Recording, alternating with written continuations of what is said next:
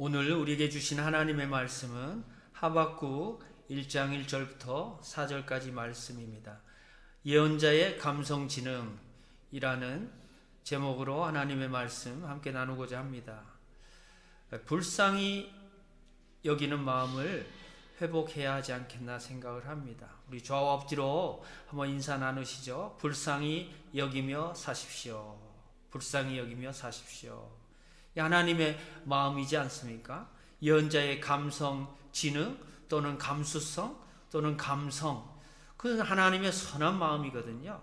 대표적으로 긍휼히 여기는 마음 아니겠습니까?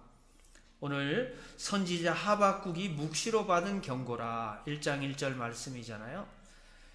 하나님의 예언을 담당하는 이 하박국, 그 이름은 손을 모으다, 껴안다, 끌어안다, 매달리다, 씨름하다, 이런 뜻이에요. 하박국이라는 이름의 뜻이 말이죠. 그것은 무엇을 끌어안았을까, 무엇과 씨름했을까 생각을 해보면요, 하나님의 말씀과 씨름한 것 같아요. 묵시로 받은 경고라 했거든요. 이 묵시는 계시인데 환상을 본 거죠. 안 봤으면 외면할 텐데, 안 봤으면 안 봤다고 변명할 수 있을 텐데 봐버렸어요. 근데 보니까 하나님의 경고의 말씀 입장에서 보니까 씨름할 수밖에 없는 그런 이제 예언자의 상황을 우리는 알 수 있습니다. 그러니까 환상을 보고 나서 그 내용이 보니까 경고예요. 경고는요, 무겁다는 뜻이 있거든요. 그러니까 무거운 것을 받들어 섬기려고 하니까 거기에는 눈물이 있고 헌신이 있고 애탐이 있고 또 하나님 앞에서 성숙한 몸부림이 있었다는 거죠.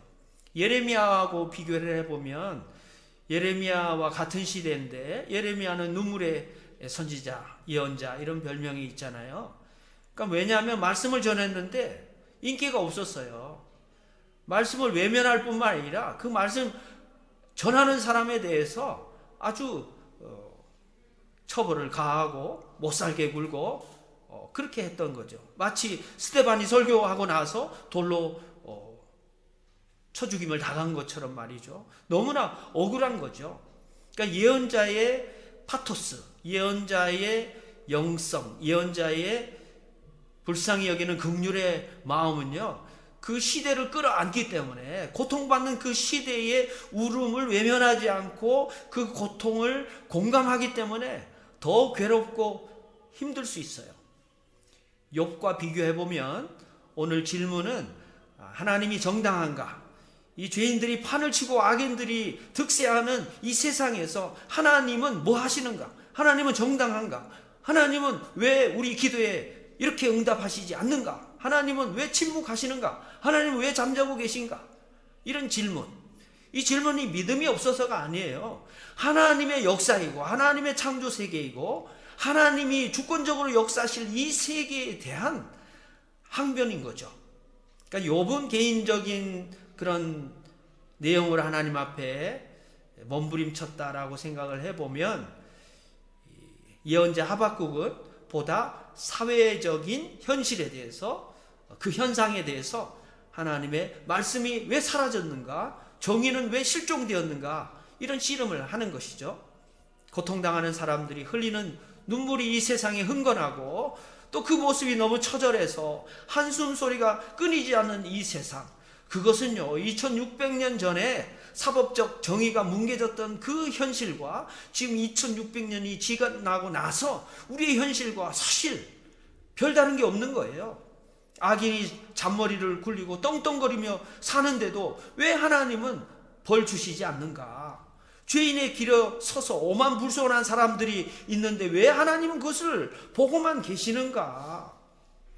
이런 씨름하는 질문, 또 믿음을 가졌지만 믿음을 볼 수 없고 정말 의인들이 오히려 고통을 받는 이 세상에서 하나님은 어떤 대답을 하실 것인가에 대한 기대감을 놓지 않고 질문하는 이 하박국의 질문을 통해서 우리가 몇 가지 교훈을 얻고자 합니다.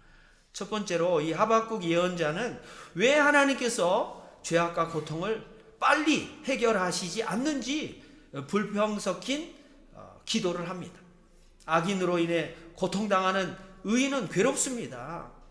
유다와 신실한 사람들이 당하는 고통에 대해서 지금 하박국은 탄원하고 탄식하는 마음으로 기도하고 있는 것이죠.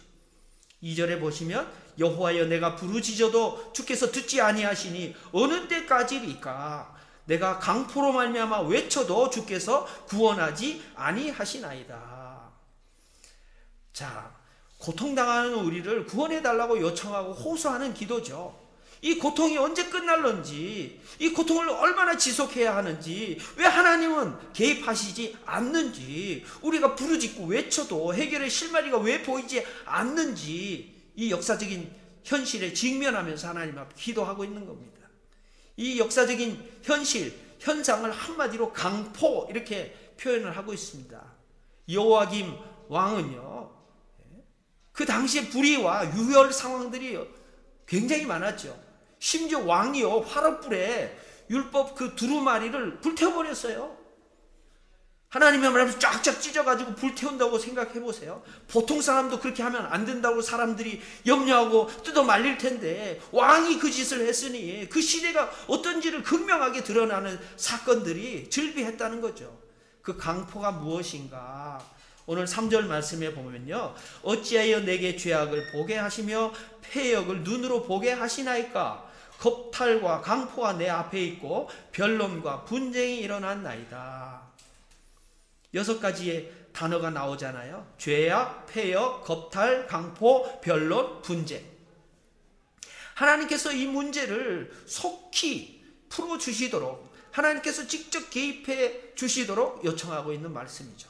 이 거북한 현실에 불평을 넘어서서 이것은 거룩하신 하나님께서 반응해 주시길 바라는 간절한 소망을 담은 수사학적인 질문인 거예요.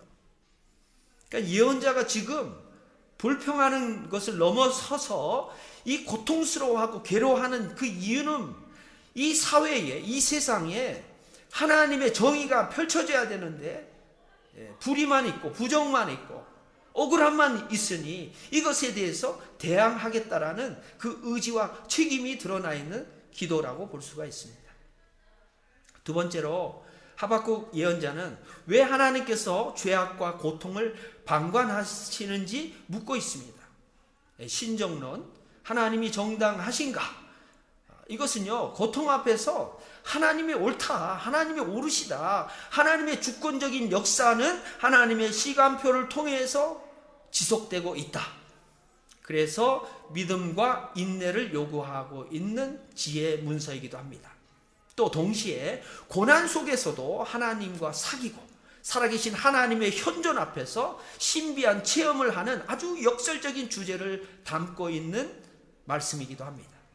하박국은 죄악으로 인해 의인이 고통당하는 현실의 슬픔과 아픔을 공감합니다.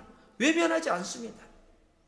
자, 폭력과 파괴가 난무하는 이 물리적인 불의, 전쟁이 있는 이 세상에서 결국 그것은 대화를 단절시키고요, 인권이 유린되어도 된다고 생각하고요, 도저히 용서할 수 없는 것을 계속 강화시켜 나가는 그런 세상으로 만들어가고 있지 않습니까? 양보와 타협이 없습니다. 존중과 배려 없습니다. 갈등, 고소, 싸움이 가득하다고 말씀합니다. 미워하는 감정은요, 얼마나 힘이 센지요, 사람도 죽이는 경우가 있잖아요. 이 감정의 힘이라는 것은 아주 그 상한 감정, 또 변질된 그 감정은요, 사람을 죽인다니까요. 왜 그럴까 생각해 보면요, 이 사람의 뇌는요, 이 옳은 걸 택하지 않는데요, 자기에게 익숙한 걸 택한대요. 그러니까 계속 부정적인 감정이 반복되는 거예요. 사건은 분명히 다른데, 대상도 다른데, 사건도 다른데 감정이 똑같으니까 반응이 똑같은 거예요. 그러니까 이건 사실을 이 고리를 끊어야 되는 거죠. 계속 반복되는 감정을 끊어야 되는데 하나님이 개입해서 이 고리를 끊어주시거나 아니면 복음의 기쁨의 소식을 통해서 나의 존재 자체가 이렇게 변형되는 경험을 해야 되는데 그게 또 쉬운 일은 아니잖아요. 이 사회에 정말 싸우지 않아야 돼요. 다투지 않아야 돼요. 한 번 싸움이 시작되고요. 한 번 전쟁이 시작되면요. 이게 부정적인 미움의 감정, 복수의 감정, 억눌린 감정이 부정적으로 더 강하게 표출되기 때문에요. 이게 감당이 안 되는 거죠. 자, 이런 현실 속에서 정치 지도자들은 감각이 없어요. 부정과 불의에 대해서 감각 없는 정치 지도자들이 많죠. 왜요? 권력에 눈이 멀어 있으니까요. 지식인들은 어떻습니까? 자기 지식을 딱 쌓아가지고 자기를 보호해야 되니까 잃어버릴 게 많으니까 정의를 외치지 않아요. 공평을 주장하지 않아요. 또 거기에 대한 손해를 볼까봐 두려워해요. 그러니까 부정과 불의를 지적하고 비판하는 것을 외면하고 있어요. 지식인들의 허위 의식이 있는 거죠. 반면에 오늘 하박국 예언자는 얼마나 담대한지 모릅니다. 눈물이 배어 있습니다. 불평 섞인 기도지만 이 기도가 얼마나 믿음을 가지고 하나님 앞에 성숙한 기도인지를 우리는 알아야 됩니다. 마치 이 부정한 현실, 정의가 실종된 현실에 대해서 관망하고 있는 듯한 그 하나님, 잠자고 있는 그 하나님, 침묵하고 있는 그 하나님을 흔들어 깨우고 싶은 마음으로 긍휼의 마음을 품고 하나님 앞에 나아가는 이 기도는 얼마나 성숙한지 모르겠습니다. 아브라함 보세요. 믿음의 조상이고요. 말씀 따라갔고요. 또 그 지역에서도 인정받는 아주 출중한 리더십을 가지고 영향력을 행사한 사람이죠. 뭐 약점이 없었던 건 아니지만 그럼에도요, 제가 봤을 때는 양보의 미덕을 갖고 있었던 리더였어요. 늘 양보하잖아요. 근데 이 시대 속에서 양보하는 사람이 누가 있습니까? 양보하면 죽는다고 생각하는 사람이 얼마나 많은지 몰라요. 양보하면 자존심 상해할 것이라는 것을 우리가 빤히 알면서 내 자존심 죽이면서 상대방을 존중하는 마음으로 양보를 하는 것이 그게 성숙한 사람이잖아요. 부부가 교회 오는 길에 싸우잖아요. 그러면 둘이 와가지고 같이 앉아서 예배 드리겠습니까? 아니면 싸웠기 때문에 마음에 불평하니까 딴 교회 가가지고 각각 예배를 다르게 드리겠습니까? 대부분요, 둘 다 예배를 안 드립니다. 마음이 불편하고요, 내 마음이 질서가 깨지기 시작하면요, 하나님 앞에 나아갈 수 있는 그 영적인 환경이 안 되는 거죠. 그런 의미에서 사실 싸움과 다툼, 이것은 사실 멀리 해야 되는 거죠. 자, 세 번째로 하박국 예언자는 정의 없는 세상에서 고통받고 있는 사람들로 인해서 아주 공감하면서 괴로워합니다. 이게 파토스죠. 이게 긍휼의 마음인 거예요. 왜요? 부정과 불의를 봤기 때문에 현실을 본 거예요. 그러니까 보고도 외면하는 사람 많지만 보고 반응을 하는 거예요. 와, 사회적인 책임감을 갖게 되는 거죠. 우리 크리스찬들이 뭡니까? 나 잘 먹고 잘 살고 내 부를 누리고 쌓아놓고 즐기고 자기 만족해 하면서 그렇게 살아갈 사람은 아니잖아요. 이 사회, 이 세상에 대해서 하나님만큼은 아니지만 예수님의 십자가만큼은 아니지만 책임감을 느끼고 살아가는 민감한 사람들이 사실은 크리스찬들이에요. 그 예민하고 또 공감할 수 있는 감수성이 없어진 것이 한국 교회의 가장 큰 비참한 영적 상태로 몰아가고 있다고 저는 평가를 합니다. 아니, 개신교인들이 한국 사회에 너무너무 기여를 많이 하고 있어요. 봉사하는 사람들 보면요, 상당수가 기독교인이고 개신교인들이에요. 그런데 문제는 뭔지 아세요? 괜찮다고 생각하는 거예요. 이 정도 괜찮다고 생각하는 거예요. 이 정도에 어때서라고 자랑하는 그것이 문제라는 것이죠. 자기 만족적인 경향, 자기를 증명하기 위해서, 자기를 보호하기 위해서 더 큰 선행, 더 추구해야 될 하나님의 정의를 추구하지 않고 그 자리에 머물러 있는 자기 봉쇄성, 자기 폐쇄성, 저는 이걸 영적 자폐현상이라고 봅니다. 똘똘 뭉쳐가지고 자기 만족적인 경향을 버리지 않고 부족함이 없는 거예요. 그러면서 다른 사람에 대해서는 투덜거리고 불평하고 지적하고 비평한다면 하나님은 우리에게 물으실 거예요. 너는 누구냐? 네가 하나님이냐? 내 평가를 받아야 되지. 너는 그러면 역사에 귀한 게 뭐가 있냐? 예수님이 질문하실 거예요. 그럼 너는 십자가 근처에라도 왔냐? 죄와 싸우면서 피를 흘려봤냐? 너 십자가 져봤냐? 아마 그렇게 물으실지도 모르겠어요. 자, 오늘 강포가 난무하는 세상이 왜 이렇게 되었는가? 오늘 4절에 보시면 이러므로 율법이 해이하고 정의가 전혀 시행되지 못하오니 이는 악인이 의인을 애워쌌으므로 정의가 굽게 행하여 짐이니이다. 이게 무슨 말입니까? 악한 행동은 악한 결과를 일으킵니다. 악인이 의인을 애워쌌다는 말은 악한 자들이 옳은 자를 압도한다는 거예요. 불의가 정의를 굴복시키는 거예요. 돈이 없으면 사법 정의도 내가 혜택을 받을 수 없는 세상이 돼버린 거예요. 돈과 권력이라는 이 두 잣대를 가지고 모든 것을 판단하고 그것 있으면 다 되는 것처럼 착각하는. 시편 106편 3절에는요. 하나님이 우리에게 말씀하신 그 정의, 그 공평, 그 공의를 지키고 그것을 행동하는 사람이 복이 있도다 이렇게 말씀하고 있습니다.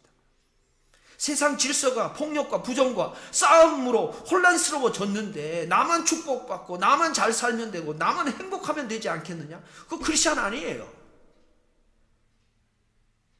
그럴싸하게 우리가 교회를 다니고 있지만 정말 사회적 책임으로 갈등하고 성숙한 고민을 하고 어떻게 하면 나의 삶의 자리에서 일상에서 그 책임을 회피하지 않고 어떻게 하면 그것을 행동화하고 실천하고 하나님의 뜻이라면 그것을 순종해야 하지 않겠느냐라는 이런 고민과 갈등이 오히려 더 건강하고 성숙한 것 아니겠느냐는 말씀이에요.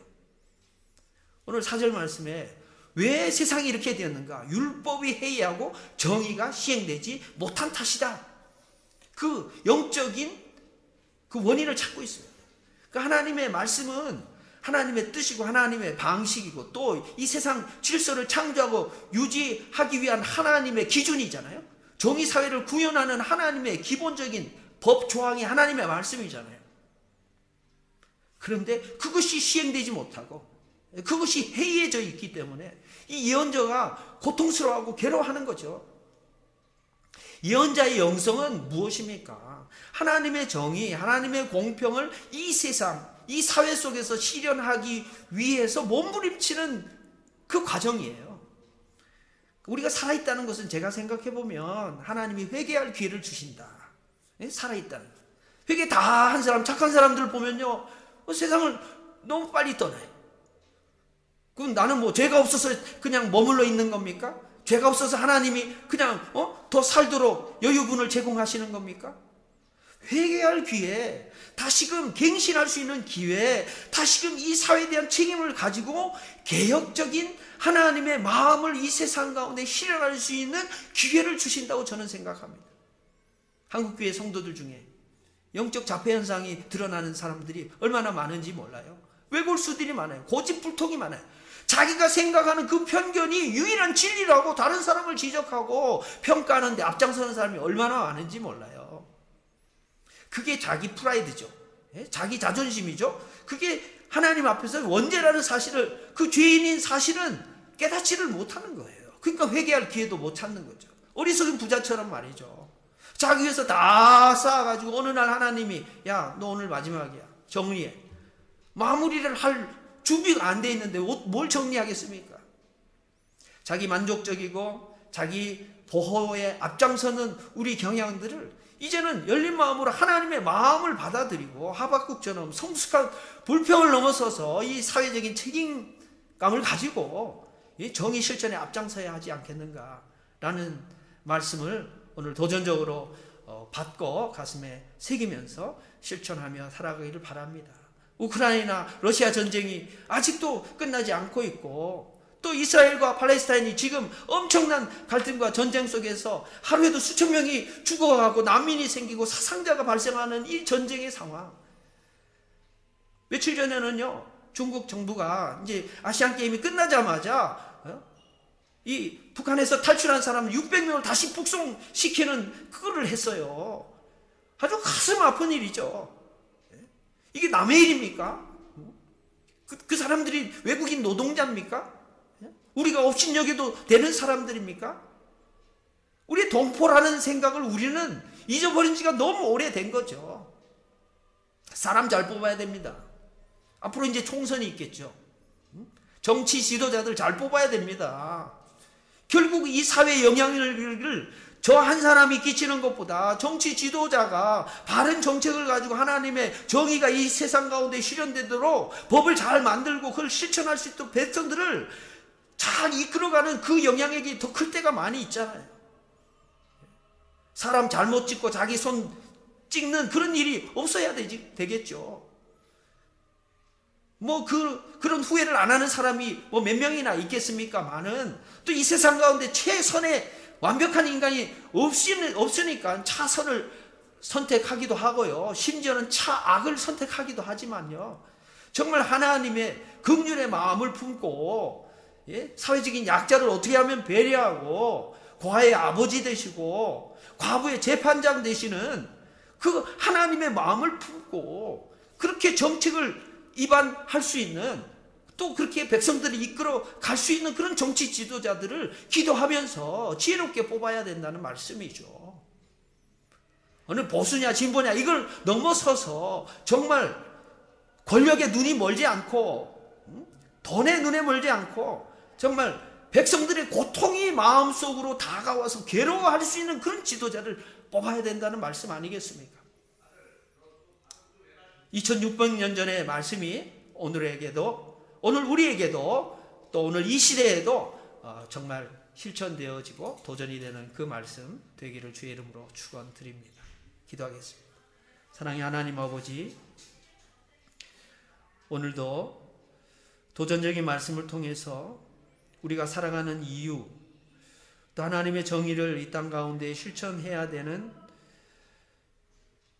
그 이유가 무엇인지를 다시 한번 가슴속 깊이 깨닫고 고통받고 있는 사람들의 그 눈물과 한숨을 저희들이 듣고 또 보고 외면하지 않도록 책임감을 갖게 하시고 또 우리 교회를 통해서도 정말 우리가 할 수 있는 일들을 작지만 의미 있게 실천하며 하나님의 정의가 이 땅 가운데 실현되도록 기여할 수 있는 작은 몸부림이 우리 가운데 일어날 수 있도록 또 열매 맺을 수 있도록 인도하시고 축복하여 주옵소서.